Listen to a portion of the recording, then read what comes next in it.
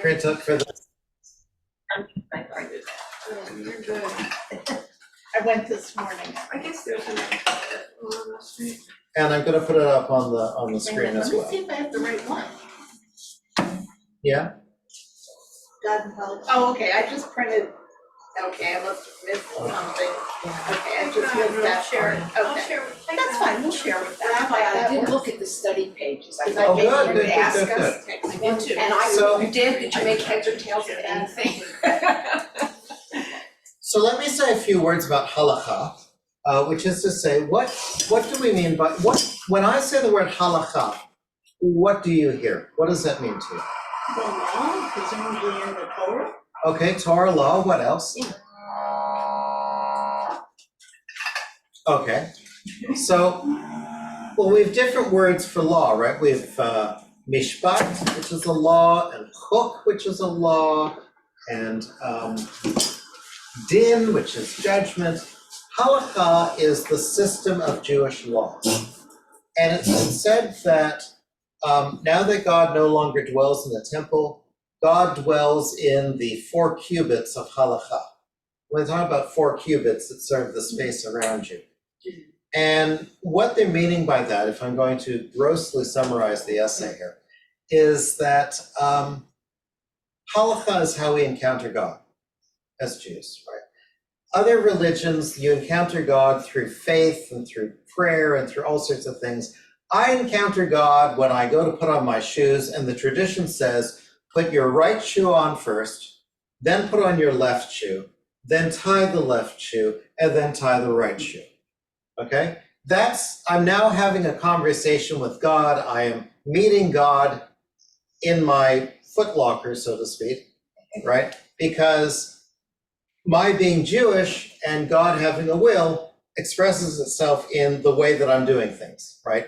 I'm doing things, I'm going out of my way to inconvenience myself, and that's how I'm encountering God's presence, right?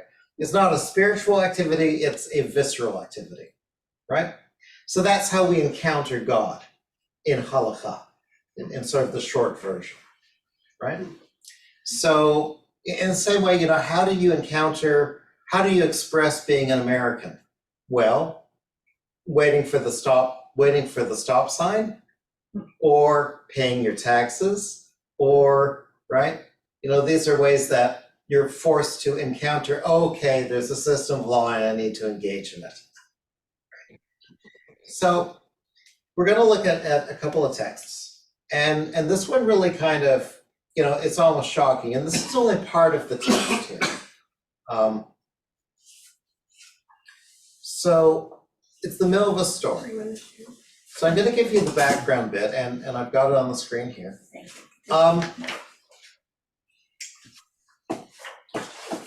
There's a dispute over the ritual purity of a oven. And the thing you have to remember is Rabbi Eliezer says it's kosher, and everyone else says it ain't. And Rabbi Eliezer brings every argument under heaven to prove that he's right, and the rabbis say you're wrong. And finally, he's had it. So it was tough. On that day, Rabbi Eliezer replied with every legal retort in the world, but they, the other rabbis, didn't accept his view. He said to them, if the Halakhah is according to me, let this carob tree prove it. The carob tree is uprooted from its place 100 cubits, and some say 400 cubits. They replied to him, you can't prove it from a carob tree. He said to them, if the Halakhah is according to me, the stream of water will prove it. The water flows backwards in the stream. Okay? It reverses itself. They replied to him, you can't prove it from a stream of water. He retorted to them, if the Halakhah is according to me, the walls of the study hall will prove it. The study walls started to cave in until Rabbi Yeshua rebuked them. Scholars are arguing with each other. What's your part in this? So they didn't fall out of respect for Rabbi Yeshua. They didn't straighten up out of respect for Rabbi Eliezer, and they remained thus. And there's a synagogue in French Hill that has walls that are like this in honor of this story. Rabbi Eliezer comes back and says, and he's really at the end of his rope. If the Halakhah is according to my view, from the heavens they will prove it, and the divine voice calls out, what's with you and Rabbi Eliezer? The law is always in accord with him. Rabbi Joshua stands up on his feet and says, it's not in heaven. Just to say, hey, you, butt out of this, right? So look, God has spoken the laws according to Rabbi Eliezer, and Rabbi Joshua says, nope, it's not in heaven. Now, what do you think God's reaction to this might be?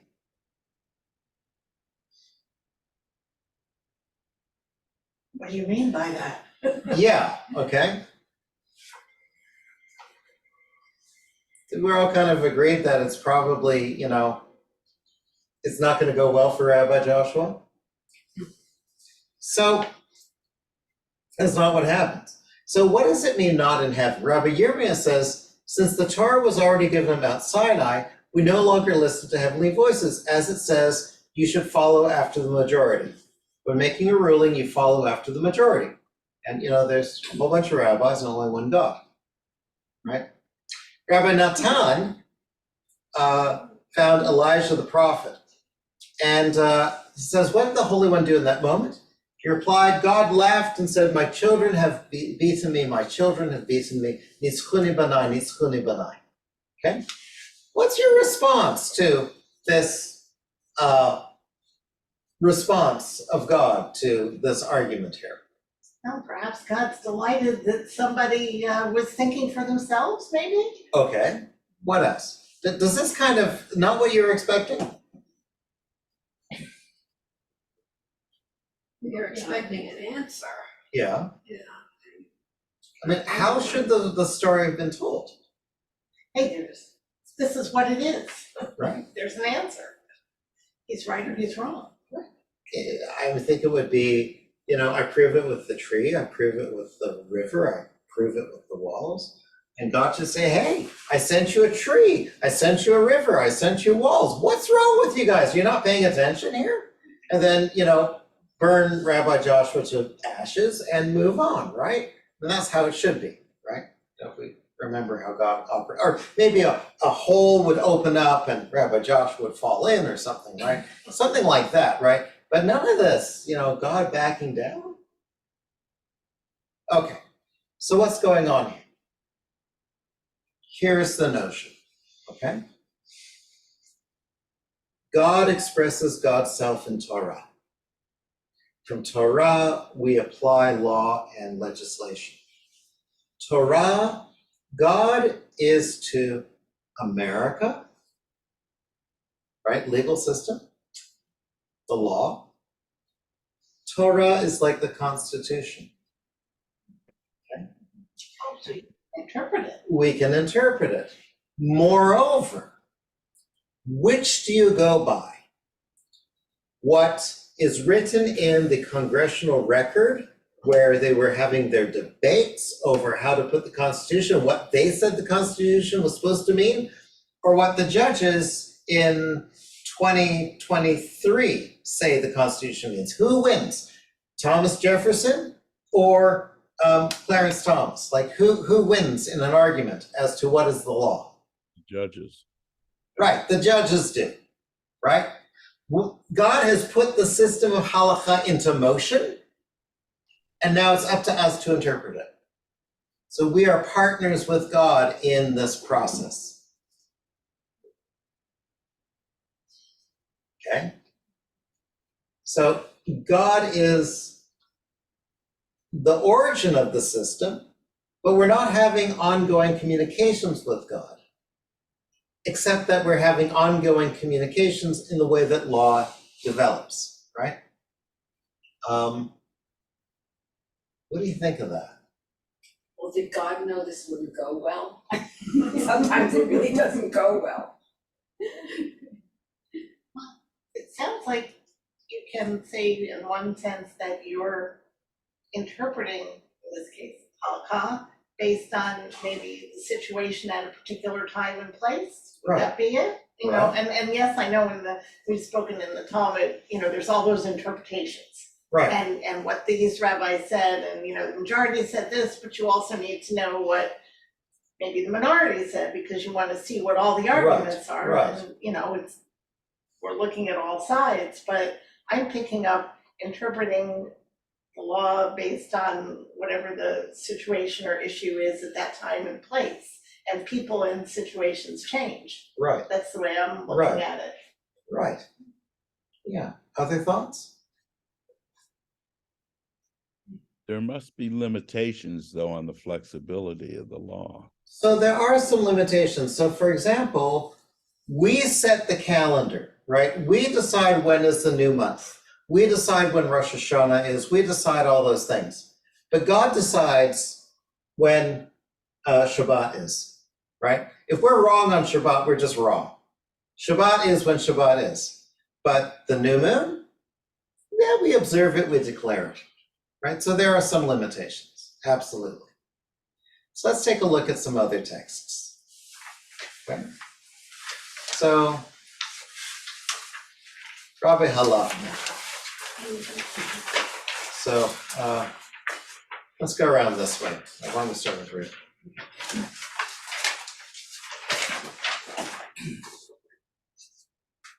This Mishnah vote.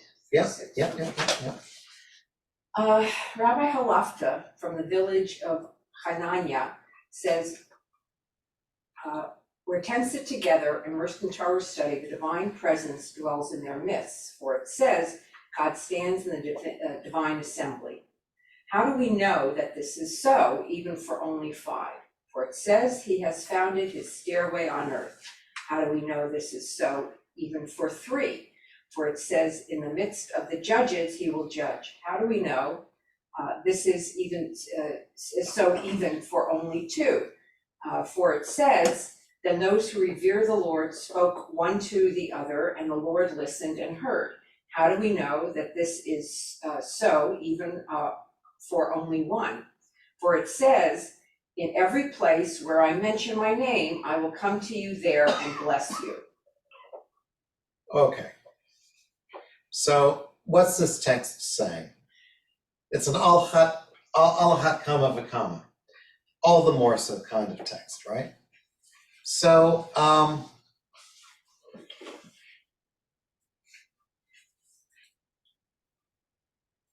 how do you know if God's there with you? If you have 10 people having an argument and discussing, God's presence is there, right? And we use that for the minyan, right? But if you say when 10 people are present discussing Torah, God's presence is with them, I say you only need 5, right? Because 5 is a stairway. It's a bunch of 5 fingers in a hand, an agudah. So it's 5. You only need 5. If 5 people study Torah together, God's there. You only need 3. In the midst of judges, and judges are always, in tribunals of 3. And what about 2? Well, one spoke to the other. Then you only need 2 people for that. How do there's 1? Every place I mention your name, I will come there and bless you, right? So how can you access God directly?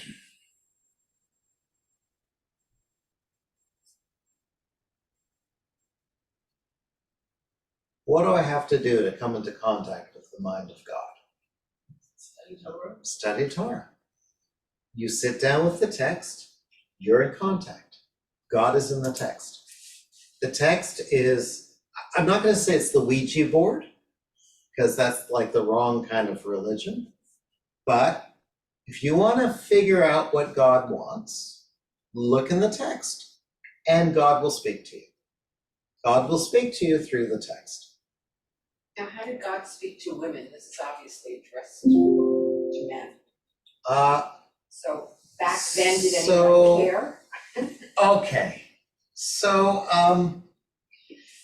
Judaism is not exactly the most feminist of religions until you get to, say, about 15 minutes ago.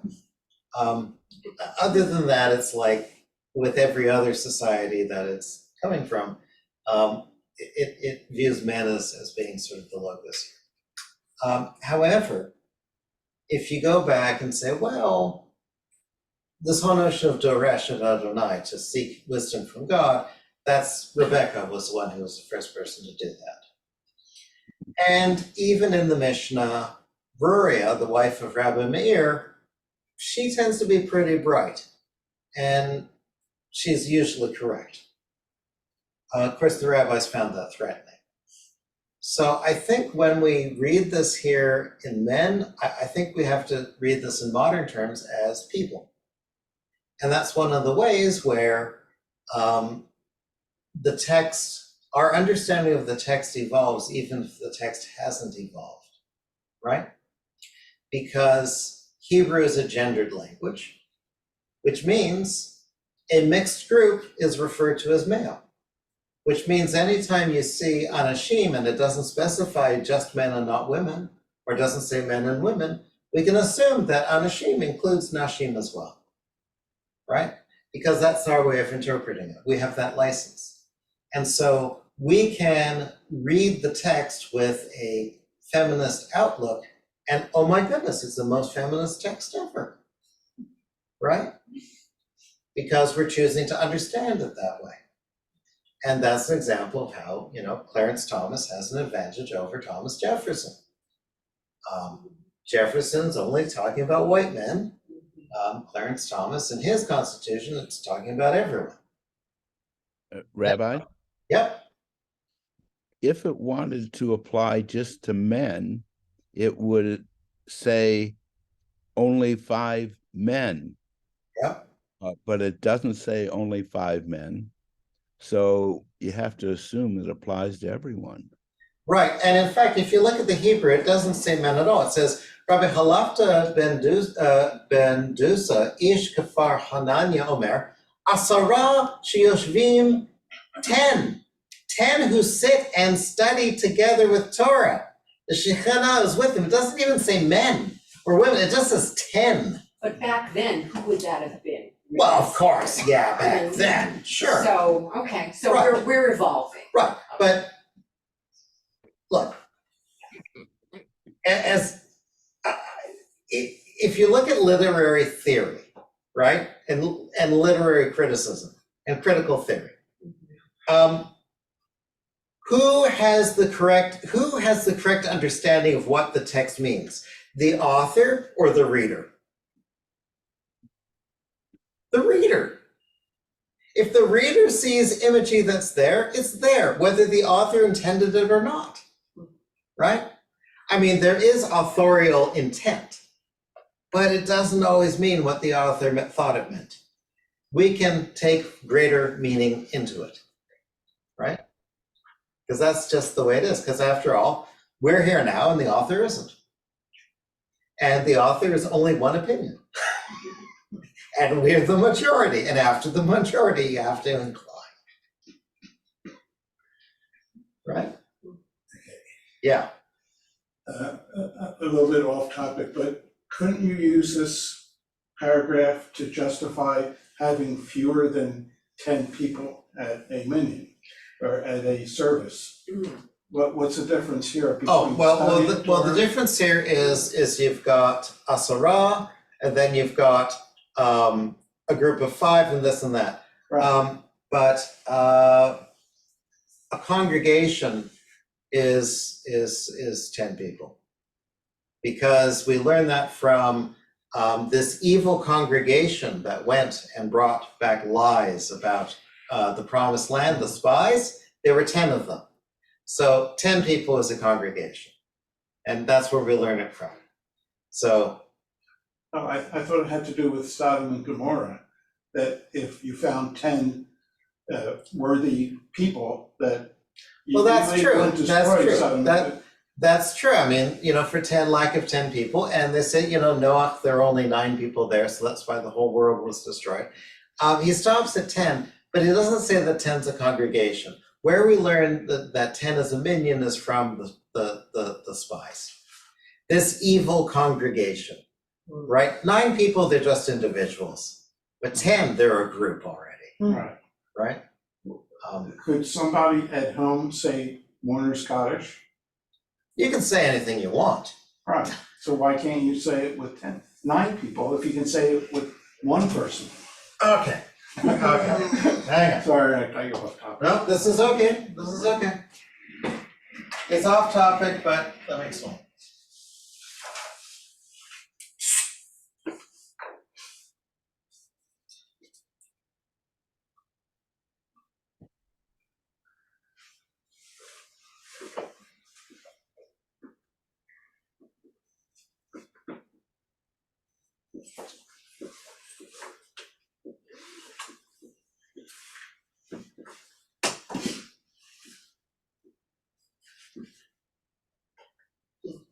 That's the goal of the Baruch Hu.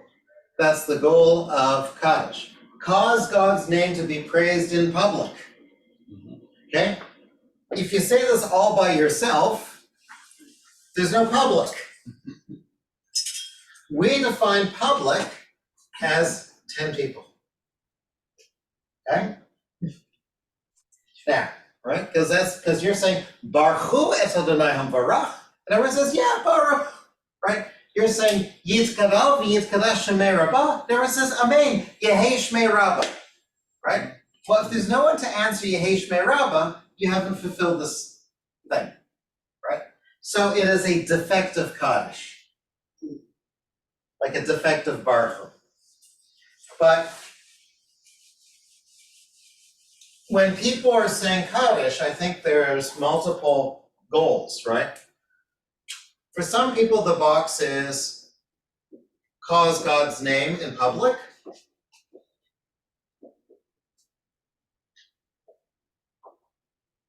And for some people, their goal is say Kaddish.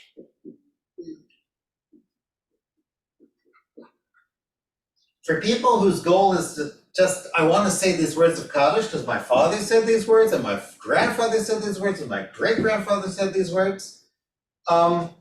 If you say it without a minion, that box is still checked and you're happy.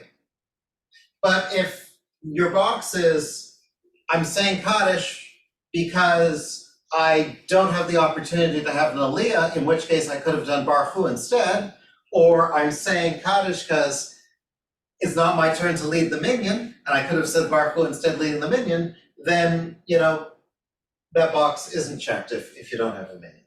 Does that make sense? Yes, but you said in an emergency, you can say Kaddish. If there are only 9 people in a community and you'll never have 10 for a minion, In order the as, president can still say Kaddish. you should say it because we are training the youth. But in that thing is that in a community where you've got 9 adults and 1 child, you should go through the form of it until the child grows up, and then there's going to be 10 for the education of the child. But all that time that you're doing it, it wasn't effective. It was just for chinuch, just for training.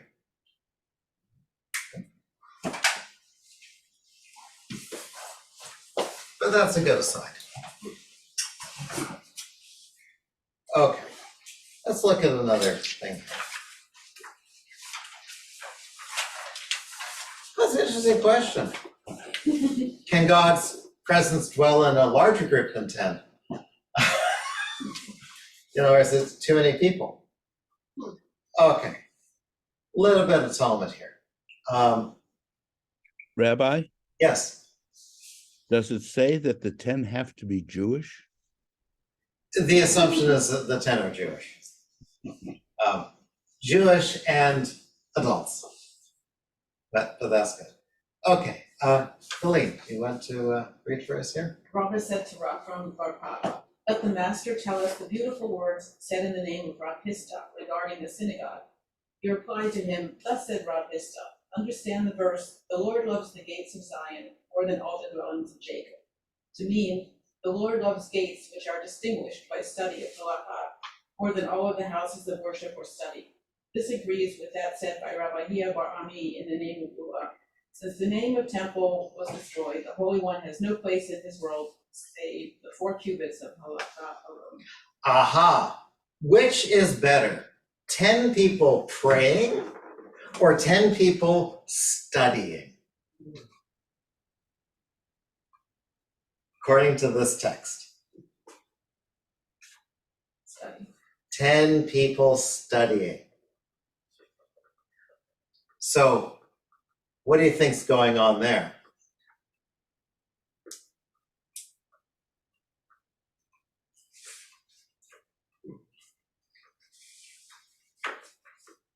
What's the rationale for that? What's the difference between prayer and study? We're studying, we're learning what to do and how to act. Okay, good. Study, I would assume, would be interactive. It's interactive. Go a little further on that. How's it interactive? Well, people are connecting with each other, Uh-huh, learning together uh-huh, about God. uh-huh. I don't know. Okay. I think I'm. Okay. No, we're gonna come back. Well, to no, I mean, you know, yeah, I'm. Okay. Well, sharing other thoughts? ideas, so Okay, they're good, connecting, good. they're connecting. Understanding? Understanding, yeah. Even one person, right? One person praying versus one person studying. How's the study more engaging? So, last Thursday, seems like last year. Last Thursday, we were studying the book of Esther. Milt was there. And we're reading it, and we're reading the story. And after each sentence, I'm saying, okay, what does that mean, right? When it says that Esther is taken to the harem of the virgins, and she's there, and you have, 6 months of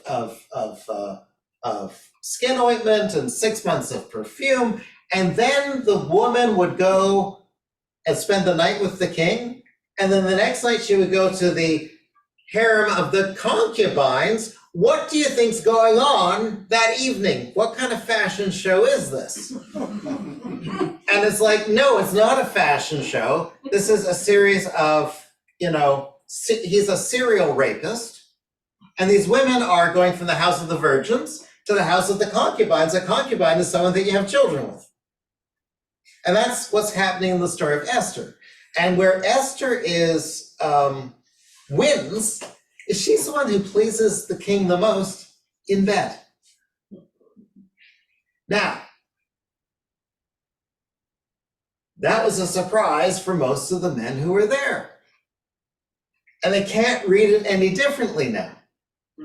The difference was, what were we doing with the text? We were engaging in it. We were asking questions of it. When you study, you are engaging, you're asking questions, you're asking, why does it say this? Under what circumstances will this work? How does this mean this, right? You're engaging the text. Whereas when you're praying, you're just reading. You're just saying stuff. You're not thinking about it. You don't have time to think about it because, oh my God, we've got 87 pages to get through in only 45 minutes, right? So God's presence is there when you engage. And when you can't read the Talmud. You have to study the Talmud. Let's say that again. You can't read the Talmud. You have to study the Talmud, right? So why don't we do more of that kind of thing Shabbat? One of my problems with the Saturday services is, to me, it's like very rote. It is very I don't rote. find that engaging, I don't find that interactive, yes, people walk up, they get allegiance, they're up and down from the Right, bima, right. but that's it. So why not? So, why don't, instead of spending half an hour just reading through all the Psalms, why don't we just pick one Psalm and go through it very slowly and very deeply? Right. That would be a great alternative. We can't do That's not our tradition.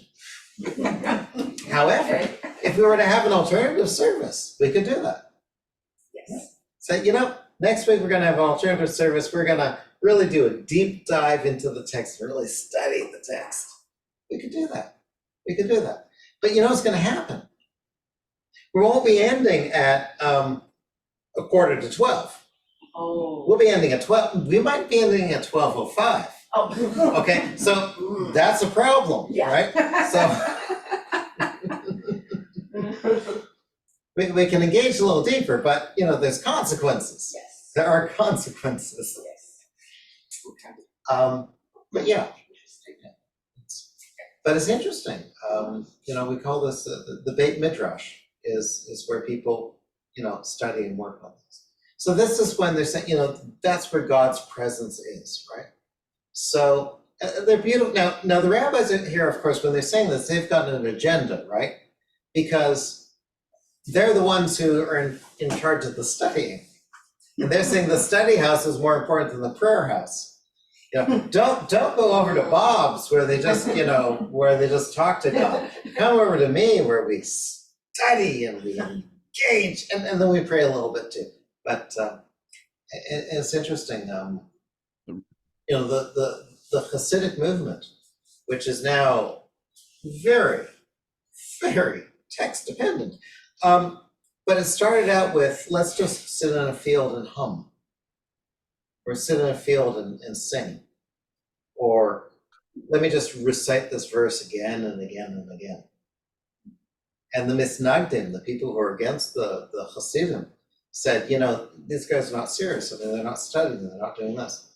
And then, of course, the Hasidim became more like the Misnagdim in that they began to do all the things and study all the text, and then they just have text, but with joy. So, Rabbi? Yeah. It seems to me that there is a period of study in the Shabbat service. It's called a sermon. That is true. Although it's not a dialogue or a participation, it is focusing on a particular area of study. That is true. Now, one of the challenges I have is with doing study is what happens right before the sermon? Everybody comes in. No, you're supposed to say everyone walks out. No. Now, I'll tell you what happens. The thing that happens just before the sermon is everybody has their books taken away from them and they're put away. So it makes it harder to study because nobody has a book anymore. Okay. Good point. So you know, That could be changed, I suppose. we could change that. We could change that. But okay. Okay. Okay. Let's look at this one here. This is one that we touched on recently. Sheldon, you want to read for us? And they stood under the mountain. Rabbi Adimi bar Hama bar Hassad said, "This teaches that the Holy Blessed One turned the mountain upside down over them like a barrel and said to them, if you accept the Torah, that is good. And if not, here's where you will be buried." Rabbi Aha ben Yaakov observed, "Doesn't this determine the authority of the Torah?" Rava said no, because the generation accepted it during the days of Ahasuerus. As it says, they established and accepted. This means they established what they had already accepted. Okay. Let's take this apart. To use the phrase, let's unpack this. Okay? Mount Sinai, they're there. In the description, it says that they were standing Yatzvu betachtit hahar. They were standing underneath the mountain. What it means is at the foot of the mountain. But it sounds like underneath the mountain. So what does it mean if they were underneath the mountain? Aha. God held the mountain over them and said, accept this or die. Right? Problem is, if you say accept this or die, that's not much of a, acceptance, right? Because it's duress, right? That's duress, and obligations accepted under duress are not binding. So if the whole notion is that we voluntarily said, yes, you will be our God, and we will be your people, and we had no choice, that's a problem. So, what's the other big problem we have? Book of Esther. Why the heck is the Book of Esther in the Bible? It doesn't mention God at all. Your main character is a woman who, her great claim to fame is she pleased the king the most in bed. And if you're looking for, role models, Esther is Ishtar and Mordecai is Marduk. It's like saying Mohammed and Mary, or Christopher and Diana, or Juno, or whomever you want. Ishtar is the main female goddess of the Babylonians, Esther, and Marduk is the main god of the Babylonians, male, right? So these guys they are assimilated Jews in the Book of Esther. I mean, they don't pray, they don't keep kosher, they don't do anything Jewish particularly in the book. So why do we have this Book of Esther in the Bible? What's the value of it? Answer. At the end of the book, Mordecai sends out letters. And in the letters, they say, these are the laws that you're gonna observe. These laws of Purim, these days of Purim. And the people say they established and accepted. Aha. Not only did they establish and accept the days of Purim, but they established and accepted the entire system that was accepted at underneath the mountain. And so they are retroactively, affirmatively accepting the law, and therefore duress doesn't apply, because duress is negated if the person voluntarily accepts it afterwards, right? When someone is converted as a child, at their bar mitzvah, they have a choice to walk away. They say, no, I commit myself to being Jewish.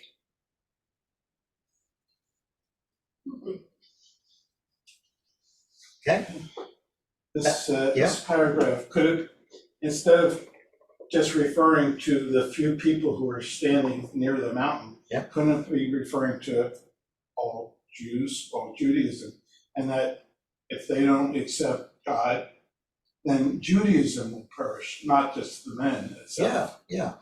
Right, and so it is, so there's this notion that we were all there at Sinai, right? Not just them, but all of us. Any Jew who ever lived, their soul was at Sinai. And any person who ever is going to convert to Judaism, their soul was also at Sinai, okay? And so this notion that we were all there, and if we didn't accept it, there would be no tradition. You're right. Right. Absolutely right. Got one right. You get lots right. Okay. Rabbi, Yeah. where does the golden calf fit into this story? A little bit after. Okay. What happens is, just to remember our narrative history, and we're just coming up on this in our Torah readings. We had the theophany at Sinai. Theophany is a fancy word for meeting God. We encounter God at Sinai, and we get the Seret HaDibrot. And then God starts talking to Moses, because Moses is on the mountain for 40 days and listening. And so we're hearing all these rules and rules and rules and rules. And then on day 40, Moses is about to come down. And meanwhile, the people have been like, where is this guy? And so they make the golden calf, and Moses comes down and he sees him and he gets irritable, and God gets irritable. Moses talks God down, and then Moses gets irritable and has the Levites kill people, and and then he goes up for another 40 days to get another set of tablets, which only contain like 10 sentences, so I don't know why it took 40 days another, but anyways. That's where the golden calf fits in, right?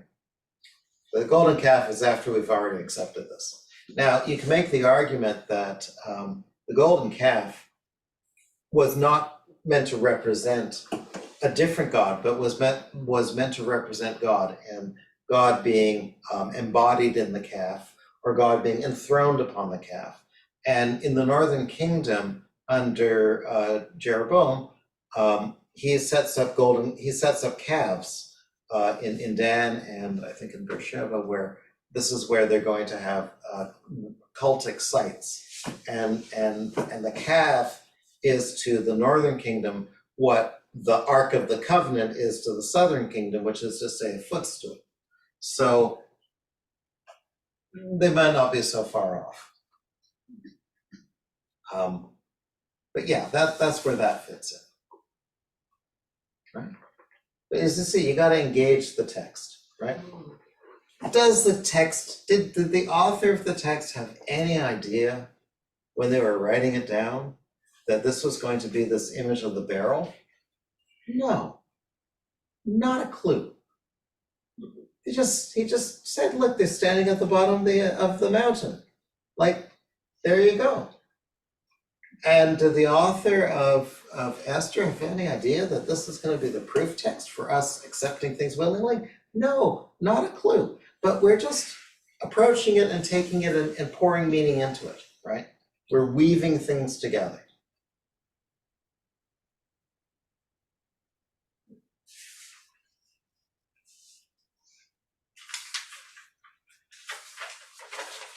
So Rabbi, God telling the author what to write so that Oh. it can come out in a specific way? Oh my goodness, gracious me.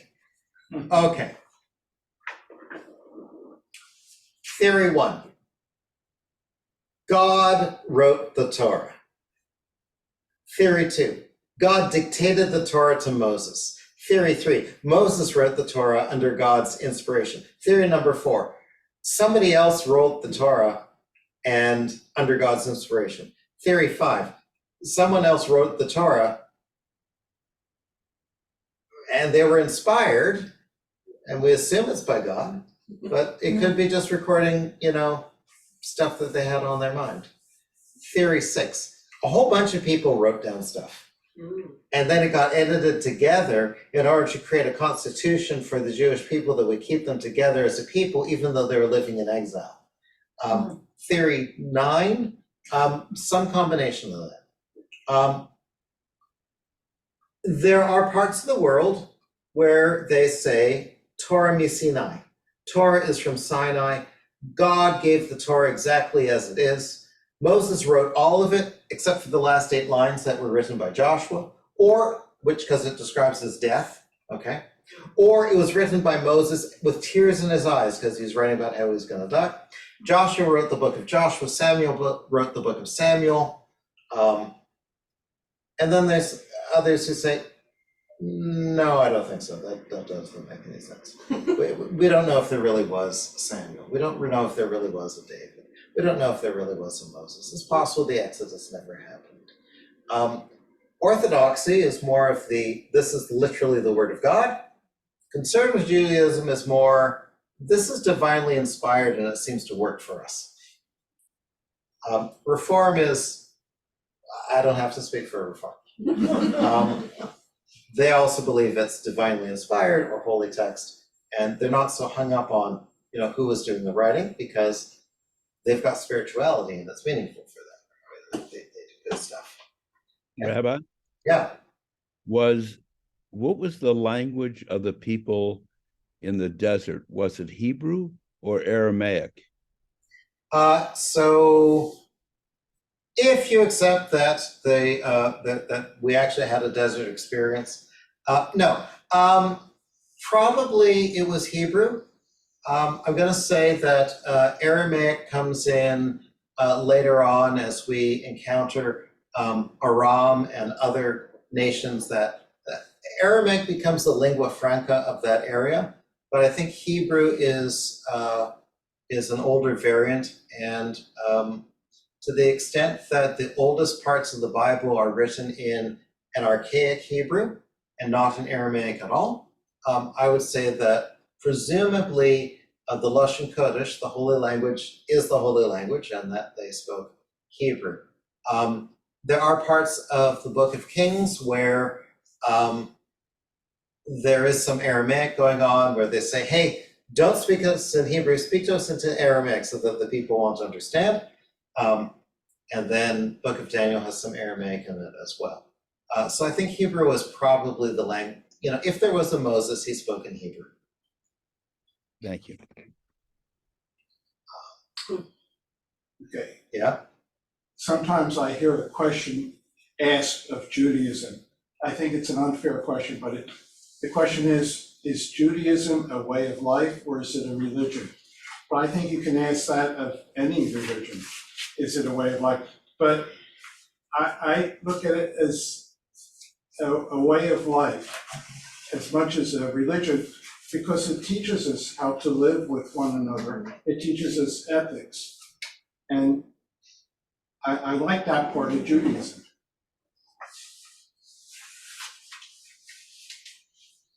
Emancipation. And what's his name?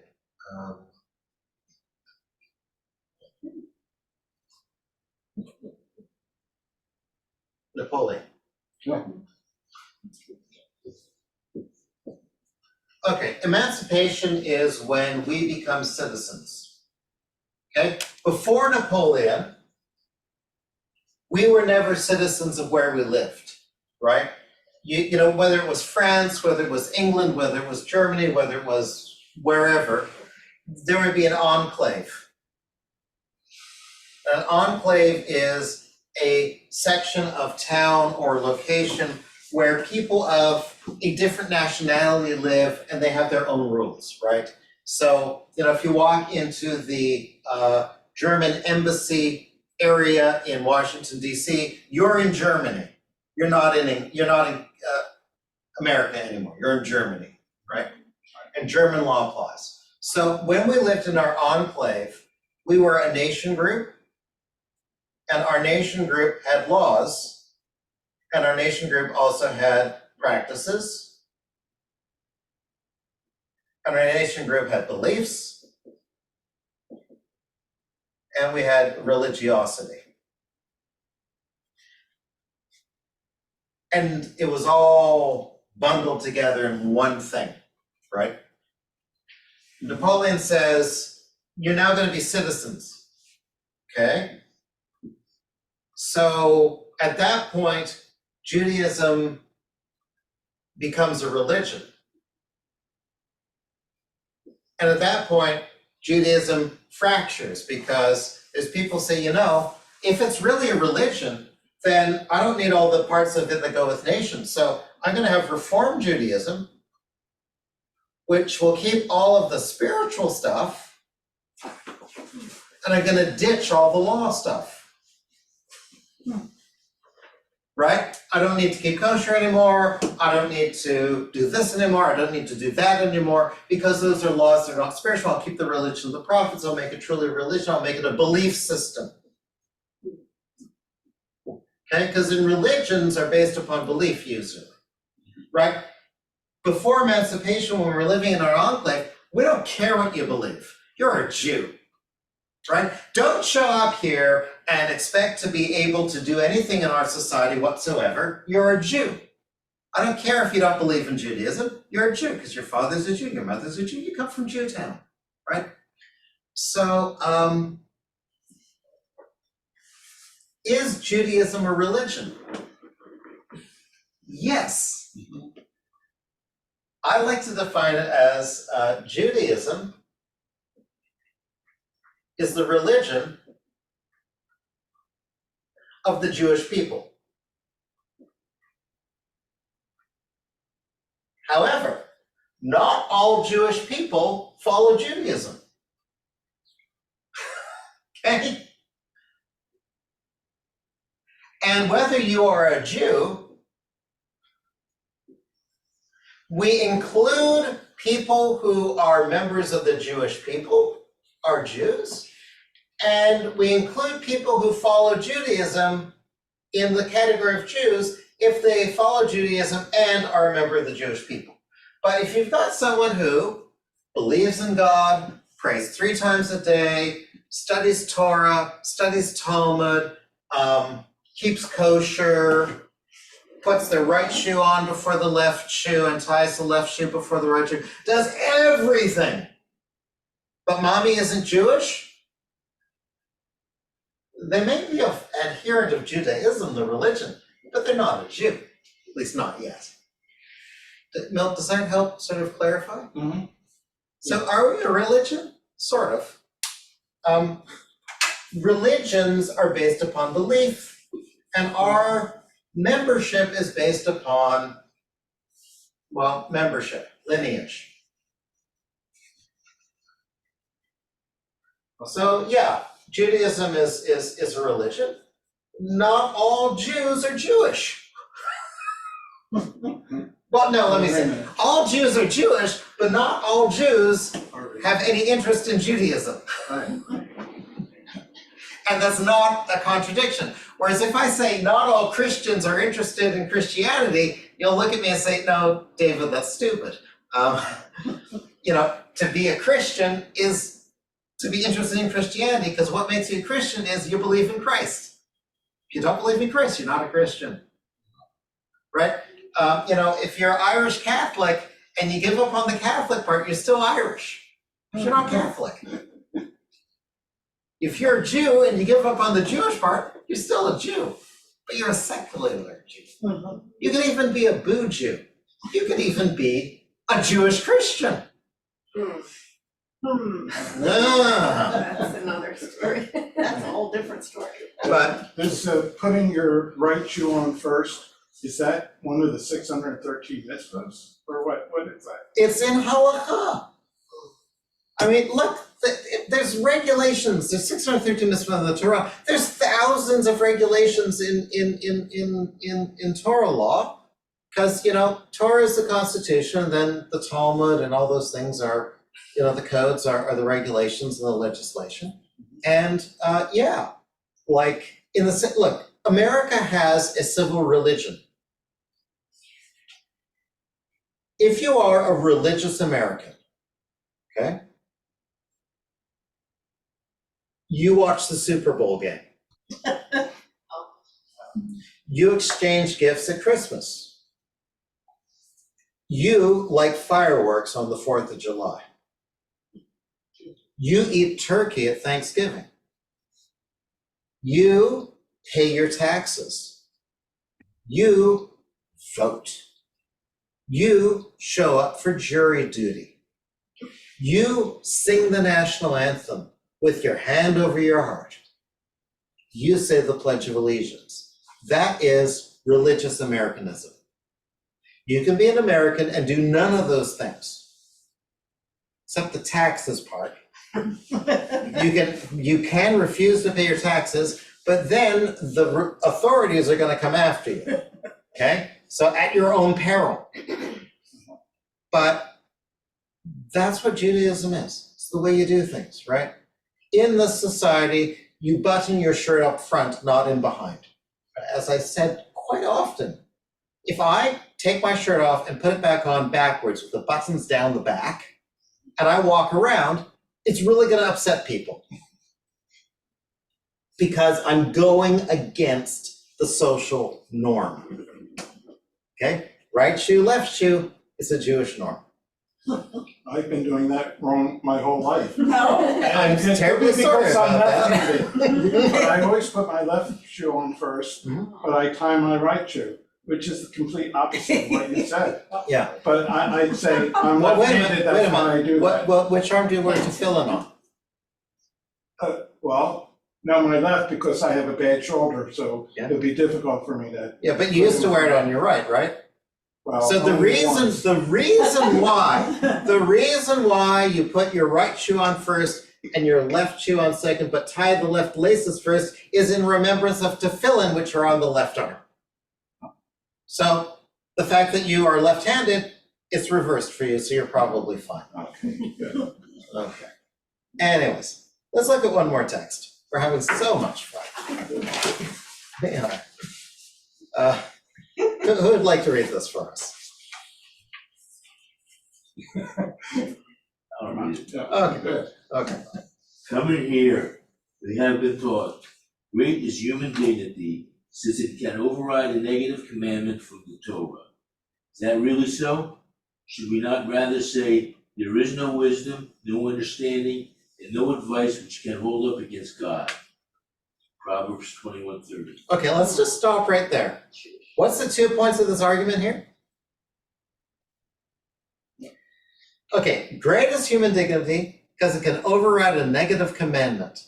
What's an example of overriding a negative commandment in human dignity?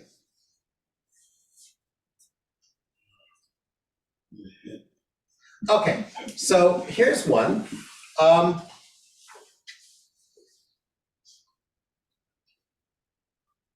You're ill and it's Shabbat and somebody heats up water to warm you up. Or the classic example, it says lifnei zaken takum. When an elder comes in front of you, you should stand up in respect, but not if you're sitting on the toilet. Okay? Dignity takes precedence over that commandment, okay? But what it's saying here is that kindness trumps strict adherence. Okay? If the law is going to be unkind, we have a problem. And the other side of it is saying, no, there's no wisdom, no understanding, no advice which can hold up against God. God is absolute. God's always right. Right? Those are the 2 poles. This is what the law says, and you do it no matter how perverse the result. Yeah, but there's another law that you have to protect life. So if you're a diabetic, Right, yeah, you're required to eat on Right. on Yom Kippur. right, Right. So there's always exceptions, just like every law has exceptions to it. right. However, pikuach nefesh is a principle, it's not a law. Nowhere does it say that. Okay, next paragraph. Rav Bar Shava said before Rav Kahana that this teaching concerns the principle, you shall not deviate from what they tell you. They laughed at him and said, and isn't the commandment, you shall not deviate, also from the Torah?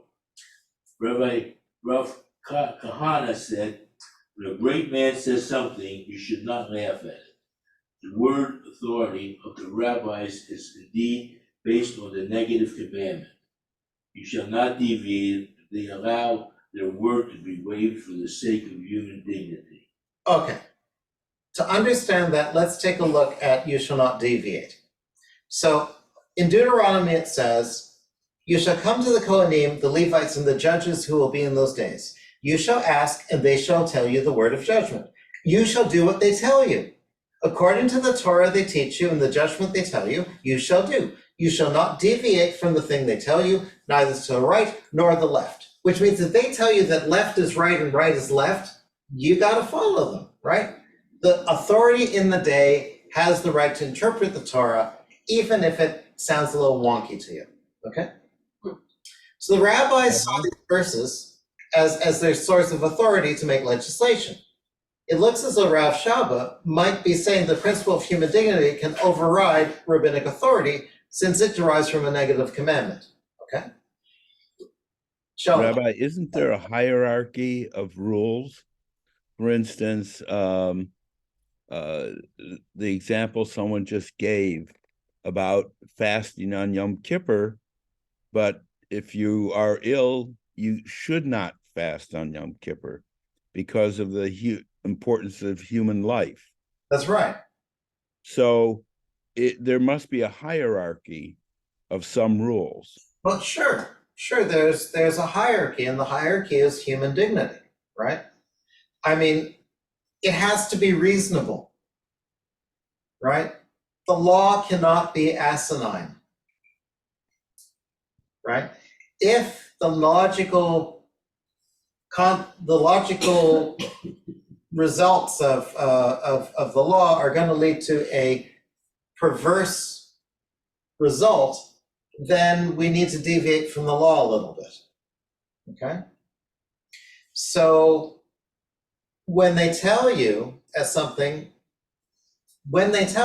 why do they need to tell you? Because they're taking into account the current circumstances, right? Whether or not you can do something might depend upon whether you have any money in your bank account, right? You know, if someone says, can I make kiddush over milk? What that means is that person can't afford meat. What the rabbi should say is, well, I need to give you some money, right?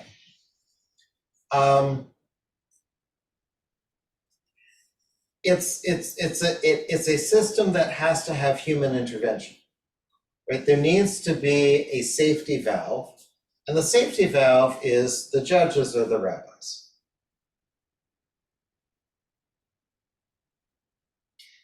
Here's an example, okay?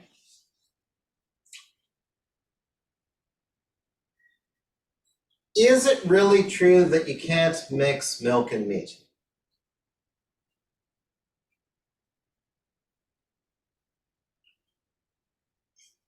When you say, is it true? Well, let me put it this way. Physically, you can. Okay, so But where according to where rules, does you shouldn't. chicken fit into this? Ah, And where is Bill today? Where is the Bill? Turks believe that Where does chicken fit into this? Jewish Turks believe that chicken is not meat. The rabbis of the Talmud believed that chicken wasn't meat. However, they said people need to have the experience of separating milk from meat, right? Now, in Bible days, what's the only way you can have meat on your table? Slaughter it. Right, where are you gonna slaughter it? You're gonna go to the temple, you're gonna sacrifice it, bring it home. What if you don't have a temple nearby? Moreover, do you know how much a cow costs? Or a sheep? Like a vault. I mean, it's like, you pay this much for this little bit of a sheep, or a little bit. The whole cow is what, $400, $800, $1,000 for a cow, right? Sheep are expensive, right? Nobody can afford that. But everyone should have the experience of keeping kosher with milk and meat. So let's call chickens meat. That way everyone can participate. That's an example of the rabbis being more strict, but also for human dignity. This way everyone can have meat on Shabbat. How is meat defined? Well, in the Bible, when they're saying don't seethe the kid in its mother's milk, it has to be an animal that's capable of lactation. Right? Chickens do not produce milk. True. Only mammals lactate. That's correct. Okay? Chickens do not, and only female mammals lactate, usually. Yep. So chickens do not produce milk, therefore chickens Our parv? are parv.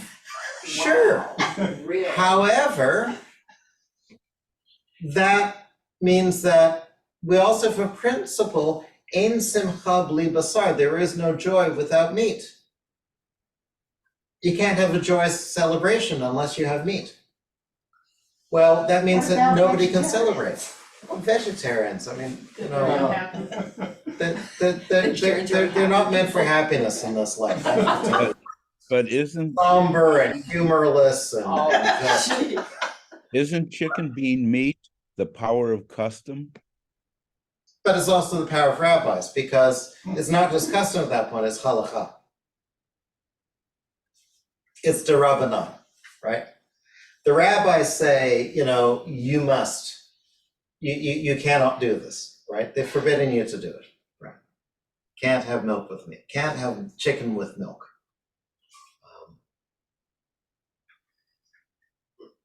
That's strangeness. So, in any event, they allow their word to be waived for the sake of human dignity. That also means if the rabbis made a demand and it's not going to work out well, they can say, look, we'll just, we're going to hold that in abeyance, right? So then example that would be, okay, look, we understand. You need to get together for a minyan and you can't make a minyan over the internet, but hello, nobody can go to shul and people have a need for prayer. So like, we're going to behave as if this works during the pandemic, but once the pandemic is over, we'll stop. Okay. But we haven't stopped. We still have evening minyan over the internet. Yeah, but not in the morning. Right. Oh, is the morning more important? No. The service? No. So it comes back down to those boxes, right?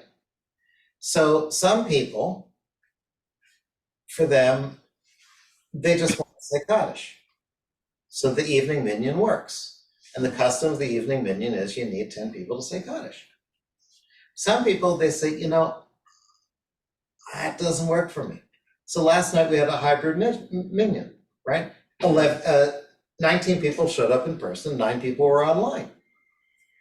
For the people who were in person, they were not comfortable with just an online meeting. Right.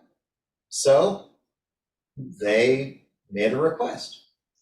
But if your goal is to say Kaddish and you're not worried about the technicality of causing God's great name to be blessed in public, then you're fine. When I have Yortzeit, I don't always say Kaddish because I read the Haftorah, so I don't have to say Kaddish because I had an Aliyah. I fulfilled my obligation. But that works for me. I'm weird. I'm like overly educated in this thing, and so I don't see things the normal way, right?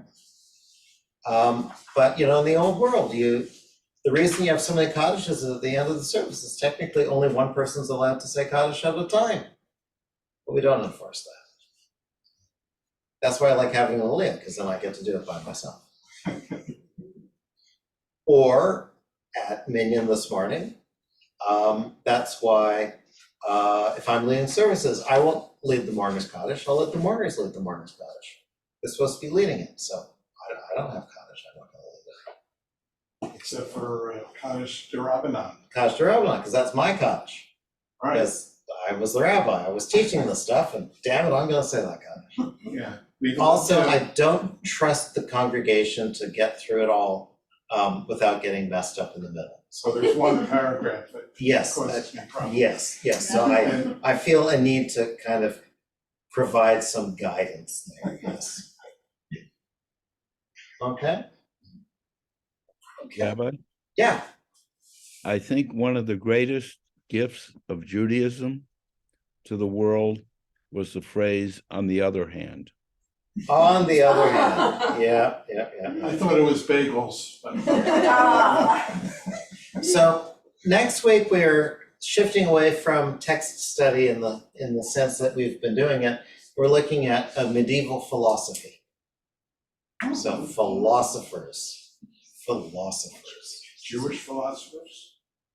Right. Yes, there are Jewish philosophers. No, is that what we're saying? Yeah. We'll Okay. look at, who are we looking at here?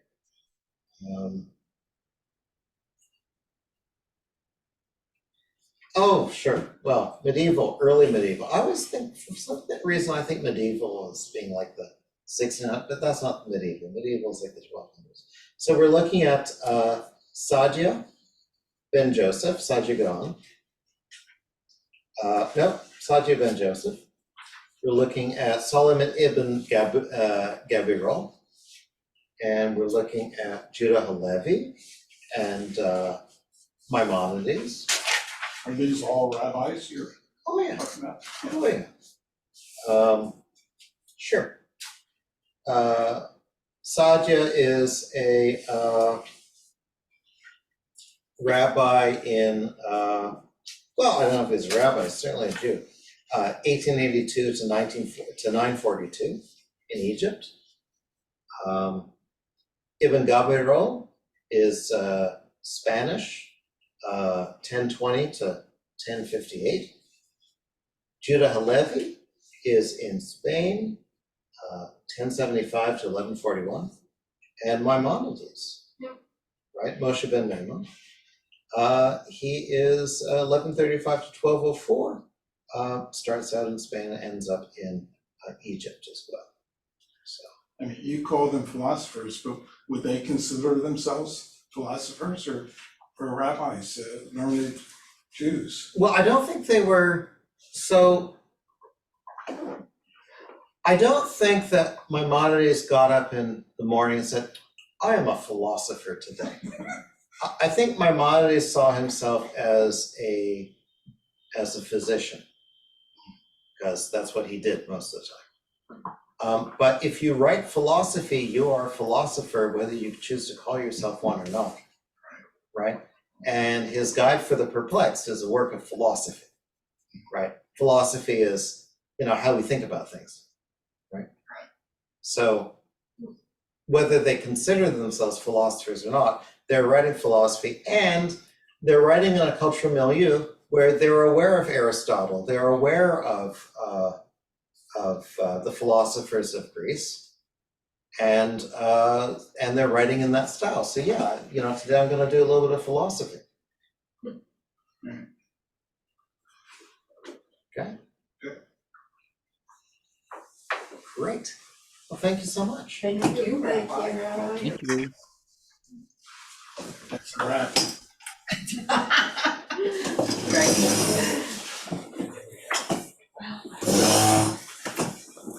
Rabbi, Yes. it seems to me one of the hardest things in Judaism